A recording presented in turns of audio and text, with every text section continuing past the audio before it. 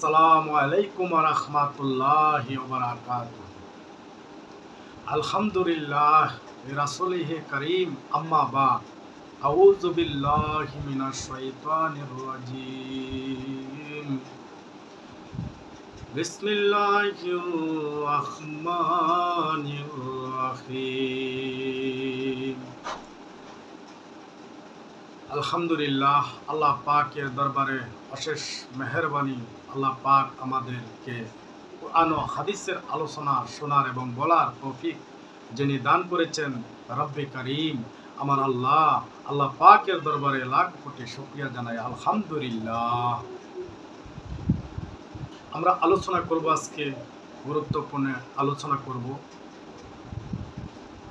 মুসা নবীর এবং ফেরাউনকে আল্লাহ পাক সাহায্য করেছেন, অথবা আল্লাহ পাক ফেরাউনকে ছাড় দিয়েছেন কিন্তু ছেড়ে দেন নাই।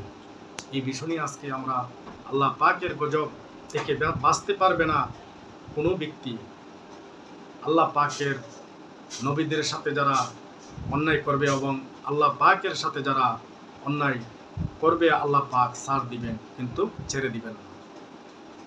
ফেরাউনকে আল্লাহ রাব্বুল আলামিন কুরআন ও কারিমে বলেছেন, ফেরাউন তোকে আমি ছাড়বো না। ফেরাউনকে ছাড় দিয়েছিল।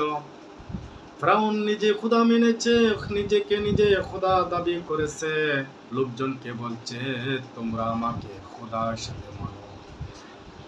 রাত্রিবেলা গিয়ে আল্লাহর কাছে নিগুম পাহাড়ের উপরে গিয়ে আল্লাহ পাকের কাছে সাহায্য চেয়েছে। আল্লাহ পাককে বলেছে, আল্লাহ তুমি আমাকে গজব দিও না, আমাকে তুমি আযাব দিও না। আমি জানি তুমি আমার আল্লাহ, তুমি তুমি আল্লাহ। দেখো, ফেরাউন নিজেও জানতো যে আল্লাহ পাক আমাদেরকে সৃষ্টি করেছেন, আল্লাহ এক আল্লাহর গোলামি করতে হবে। তারপরও ফেরাউন বলছে, আল্লাহ আমাকে যে আমার সম্প্রদায় এবং আমার দলবল আমাকে আল্লাহ মানে এবং আল্লাহ হিসাবে আমাকে জানে, আল্লাহ ডাকলে আমি অনেক খুশি হই। আল্লাহ তুমি আমাকে এই জন্য আমাকে গজব দিও না, ফেরাউনের বিষয়ে আল্লাহ পাক জানতে চাইলো। আল্লাহ পাক বলছেন মুসা নবীকে, ও মুসা, ফেরাউনকে আমি গজব দিই না কি জন্য জানো? ফেরাউনকে আমি কবে শেষ করে দিলাম। ফেরাউনের দিনের বেলা লোকজনের কাছে বলে আমাকে যেন আল্লাহ মানে। ফেরাউন বলতো আমাকে যেন আল্লাহ মানে, আমি খোদা দাবি করতো। তারপরও আমি আল্লাহ ফেরাউনকে গজব দেই না, আযাব দেই না।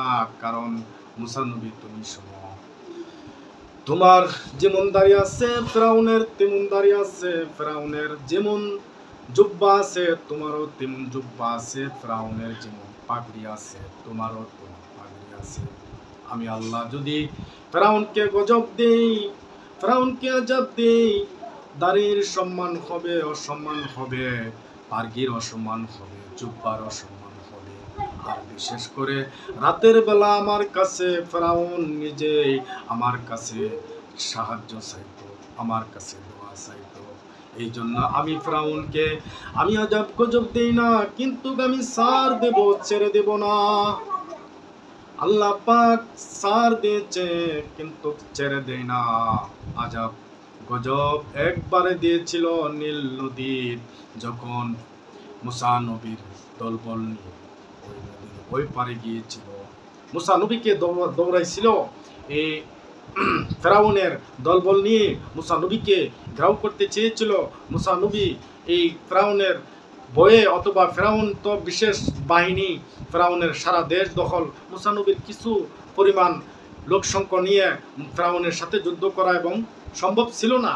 আল্লাহ পাক ফেরাউনকে এই নীল নদীতে ডুবিয়ে মেরেছেন।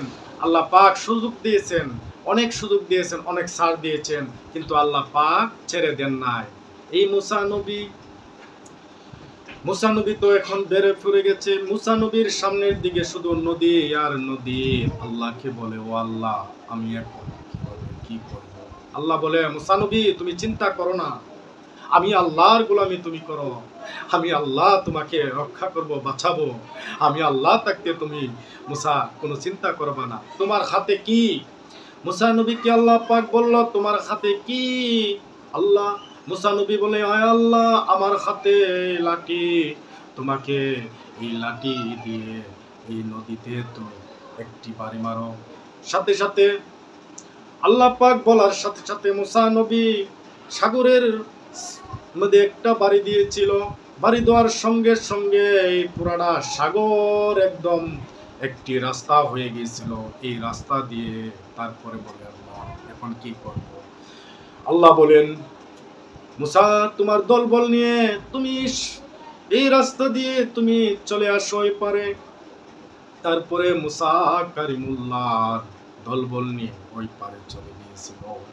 ওই পারে যাওয়ার পরেই ফেরাউনের দলবল নিয়ে হাজির, ফেরাউনের দল নিয়ে ফেরাউন ওই সাগরের দিক দিয়ে যে রাস্তা হয়েছিল সেই রাস্তা দিয়ে চলতে চলতে অর্ধেক পথ যখন সাগরের মাঝখানে গিয়েছে তখন আল্লাহ পাক দুনো দিক দিকে পানি ছেড়ে দিয়েছে। আল্লাহ পাক ফেরাউনের দলবল নিয়ে ওই সময় ফেরাউনের দলবল সব কিছু নিয়ে মৃত্যু বরণ করেছিল।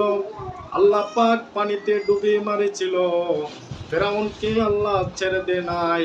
এই জন্য সম্মানিত হাজিরিন, আমরা আল্লাহ পাকের সাথে নাফরমানি করব না, নবীদের সঙ্গে বেয়াদবি করব না, আমরা মই মুরব্বি কারোর সঙ্গে বেয়াদবি করব না, আমরা আল্লাহ পাকের গোলামি করব।